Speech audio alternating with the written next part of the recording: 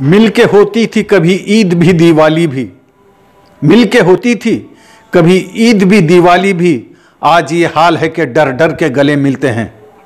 कुरान में आया है कि दुनिया के जो हालात आते हैं वो इंसान की अपनी खुद की कमाई होती है, अपने हाथों की कमाई होती है।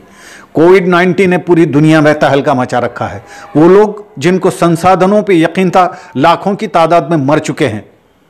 आज इंसानियत को बचाने का वक्त है और इंसानियत को बचाने के लिए कुरानी तालीमात से बढ़ के कोई तालीम नहीं। कुरान का विषय मनुष्य है और ये बेशक दुनिया का सबसे महत्वपूर्ण विषय है। कुरान रमज़ान का चोली दामन का साथ है। इस रमज़ान में हमने जो कुरान सीखा उसको अगले रमज़ान तक, उस पैगाम को अगले रमज़ान तक लोगों तक पहुंचाने की भारी जिम्मेदारी हमारे ऊपर है।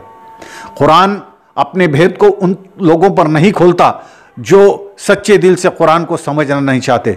अल्लाह के मार्गदर्शन को समझने की सच्ची तलब अगरचे है तो आपको अरबी आती हो ना आती हो, आप पढ़े लिखे हों या ना पढ़े लिखे हों, आप कुरान को समझ सकते हैं। और अगरचे आप उससे मार्गदर्शन नहीं लेना चाहते तो आप कितने ही बड़े पढ़े लिखे हों, कितने ही बड़े दार्शनिक हों, आप कुरान से कोई फ़ायदा उठा नहीं सकते। ये एक ऐसी किताब है जिसको समझना बेहद ज़रूरी है।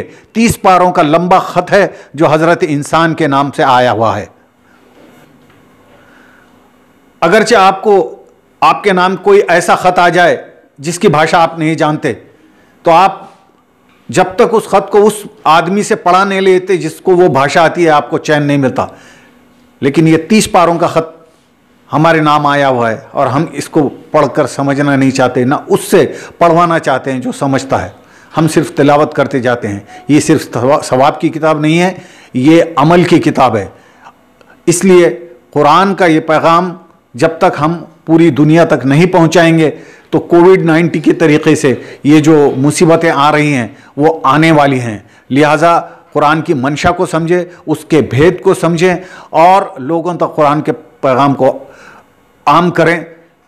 आज ईद के इस पुरखुलूस मौके पर मैं इसी संदेश के साथ आप सबको, पूरे देशवासियों को ईद मुबारक कहता हूँ। ईद मुबारक।